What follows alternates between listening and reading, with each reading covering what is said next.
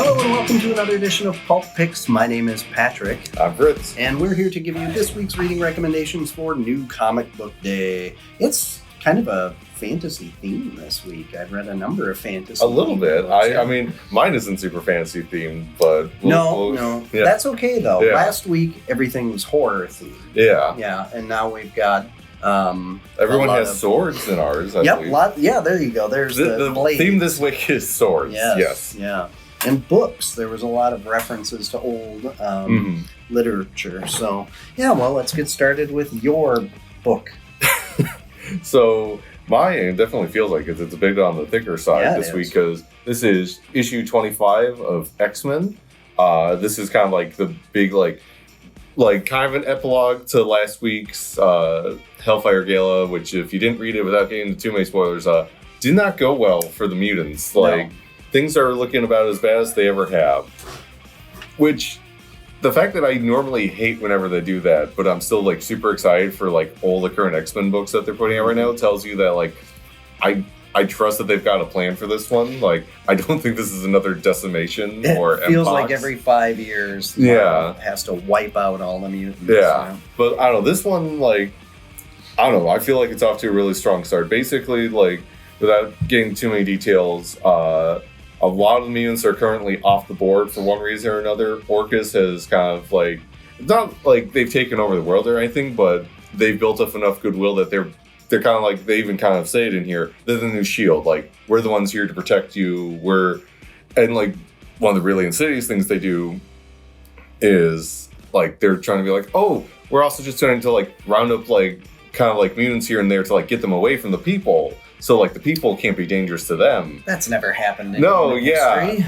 They even say, no, the place they're sending them to totally isn't a gulag. Don't think that's what's happening. But, yeah, so you've got the X-Men are on the run. They're trying to figure out, how do we counter the threat that Orcus now poses.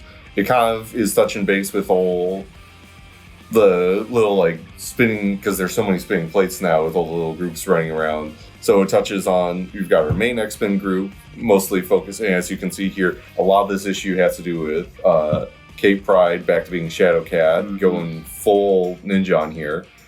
But we've got Sink and Talon, who have been big parts of the recent run that Dugan's been he's been building them up, so they're still hanging around. Emma she's very, I mean, if you read last week's Iron Man, you can see she's not. Everyone's having a bad time. Emma's having a particular bad time because she's been at the forefront of so many disasters for humankind that this is just another one to weigh on her conscience, and it's not doing good things to her. Yeah, AVX didn't go well. No, AVX, IVX, yeah, Emma, poor Emma, but besides that, it also kind of you get a little hint at what's going on with the Uncanny Avengers, with that coming out soon. The new Children of the Vault miniseries starring Cable and Bishop that's coming up to kind of set some stuff up for that. It touches on the fact that over in X-Men Red, they're kind of in the middle of a civil war on Arakko right now, and which is incredibly bad because one of the other things that Orcus is doing is just deporting random mutants to Arakko. And spoiler, the mutants of Arakko don't really care about the mutants of Earth. In fact, they kind of hate them. Really coming to a head in X-Men Red. Yeah. So this, and even if you're not reading those titles or going to be picking up those titles, this issue is just a really good kind of look at the where our main cast is at. You gotta get to you get to kind of see how Cyclops is doing. Spoiler alert, not great. Miss Marvel is back. She's immune and inhuman now, if you missed that whole thing. What? I didn't see that coming at all. Yeah. For what it is, I honestly feel they're handling this about as well as they could. It definitely, there's kind of an impression that this was something Dugan was given to do, and he's just making the best of it. And honestly, he's making it work pretty well. But I do, he's got a good handle for voice. People are telling hey, people don't know you're immune. You don't have to, be messed up in all this with us. You can go live a normal life, but Miss Marvel being Miss Marvel, she's like, no, I help people. Like, that's what I do. Yeah. Like, so that's good. There's a whole, like, fight sequence in here with Kate where you definitely get reminded, like, oh, yeah, she got topped by Wolverine. And, yeah, well, as she says in here, I was taught by the best there is at what he does, and what he does isn't very nice. Right, yeah. And I always liked the Shadowcat moniker. So with it I mean, back. of all the, like, names she's ever had, like, I feel like it's the one that's worked the best. Yes, for sure. I mean, I don't think we're ever going back to her calling herself Sprite, so... Yeah. Yeah, That was but... weird. Yeah, Kate's definitely going through a dark time in here, and everyone is. But, like, it's a fun dark time, which I feel like is something I pick a lot. You like books about other people's miseries. Apparently, Sure. there's probably something I should look into there. But yeah, It's no. probably fine. But yeah, no, if it feels like I'm rambling, it's just because there's a lot going on here, and it's all good, and I would definitely recommend checking it out. And all the X-Men books. We got the new Iceman just came out this week. If you're wondering, like, how's that working after what happened to him in last week's Hellfire Gala, they get into it, and spoiler, he's making it work. There's some issues, but... That's kind of Iceman's thing. Yeah. Like, nothing really goes great for him, but Yeah. he makes the most of it. Yeah. Yeah, but no, that's my little ramble. Over to you then. Yes, well, speaking of writers who put people through the ringer, Rick Remender's new book, The Sacrificers, is my title. So, this is kind of a... Maybe I should start with the end. So, at the back of the book, Remender writes a letter to the reader. And basically he's saying that writers that he admires don't always explain their story. They let you interpret it for yourself, and they let the story speak for itself. So he's telling you, like, look, there's going to be a lot going on here, but I'm not gonna spell it all out for you. There's not going to be a lot of characters explaining things to you. You're just going to watch it as if though it's actually happening, and that is this book. So there's no background given on the world that it's taking place in. There's no background given on any of the characters. There's no narrator per se that's explaining and setting the table for you. So you just jump in and start watching things unfold. From what we can gather, there are some bird-looking humanoid people. Not sure what's going on there. But we see a family of them living on a farm. And there is a weird dynamic that pops up right away, and you're not sure what's going on. But by the end of the book, I've got kind of an idea, and then there appear to be kind of two main characters, and they're both children of, these father figures who loom large. And the second one appears to be, she's royalty of some sort. We're not entirely sure how. Her dad seems to be maybe a god of some sort. And she's the child of two totally different, or people from two totally different societies, is kind of the impression. So that's about all that we know. Other than this book is written really well. I like Rick Remender. He's one of those writers that, he's always kind of been hit and miss for me, but when he's hit, he's very hit. Yeah, because he did Low, yes? Yep. Yeah, and Low for me, so again, Remender doesn't spoon feed you a lot of information. That one, he definitely explained the premise a lot more. But the art in that one really had you guessing a lot. Like, sometimes you'd be looking at a panel not even knowing what exactly it was.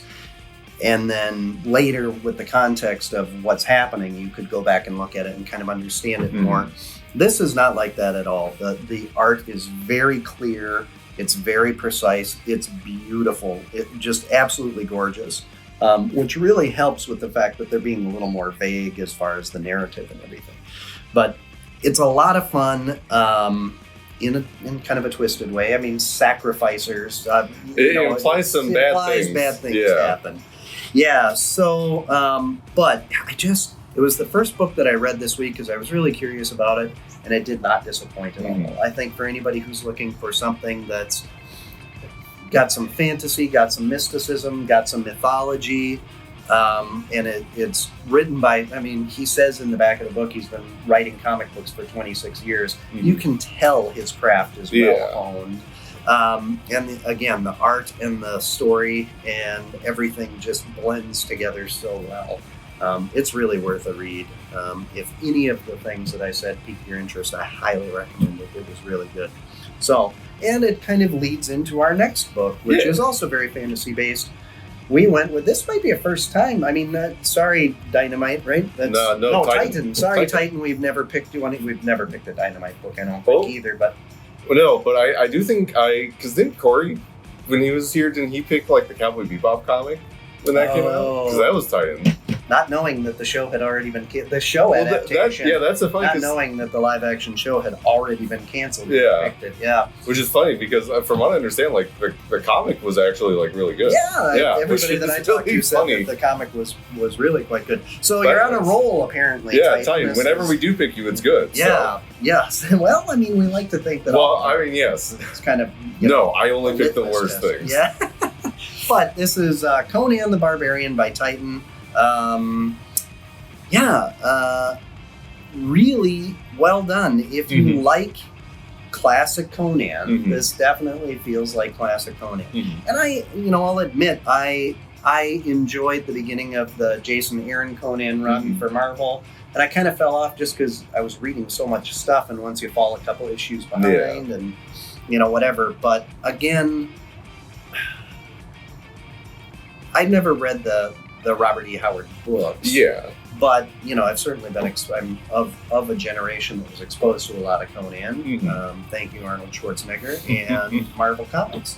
But the art and the story work really well together here, and there's definitely a nod to John Buscema in the way that the art looks. The art is gorgeous. Like, this is the first time I've ever, seen this guy's stuff, and it's just,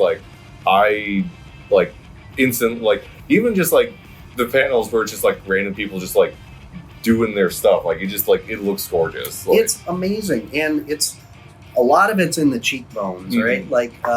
There was a particular way that Frazetta and John Buscema and I'm blanking on who the original not Barry Wrightson, who was the it's killing me because I know it.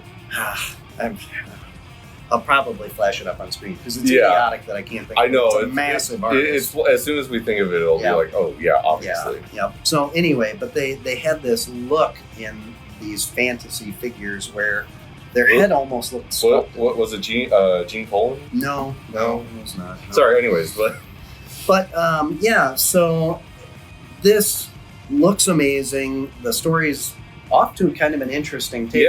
This one, however, completely explains what's going on. If you've never read a Conan comic before, this is a really good starting place. It pretty much fills you in on his backstory, kind of gives you a really good feel for his character out the bat, where he's a very rough and tumble guy. He can be kind of a jerk, but he's also he can be nice. I feel that's the thing a lot of people always assume Conan's just this gruff jerk, and it's just no, he part of what makes him interesting is he knows how to interact with society. He just doesn't care for it. Right. Well, it's all about his code, right? If you're on the right side of his code, he can be extremely friendly and caring. And if you're on the wrong side of his code, he will stomp you into the turf as quick as he can, or leave you behind.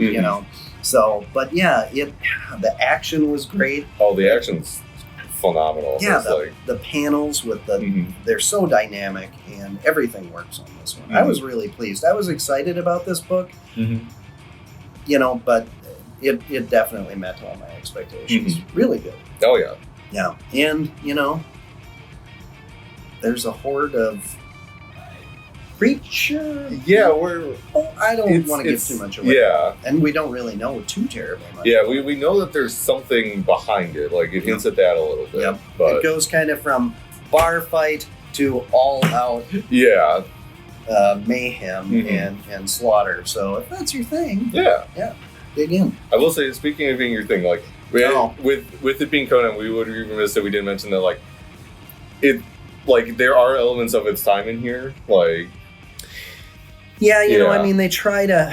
I think that they handle it relatively deftly, but there are some things that, you know, I mean, the character was originated 100 years ago. Yeah. So, you know, there's some stuff in there that may not be your jam either. I wouldn't say that it's necessarily my jam, but as a whole, I can appreciate the story and kind of grimace a little bit at some of the things that are just a teeny tiny bit.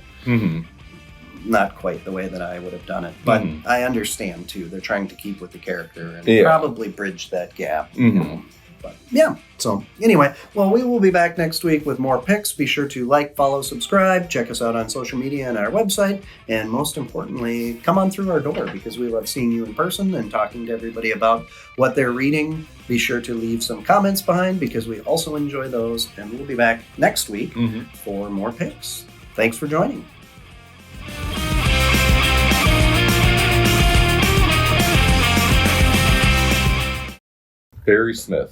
Barry Windsor Smith, BWS. Yep. Of course, that's who I was. Massive name too.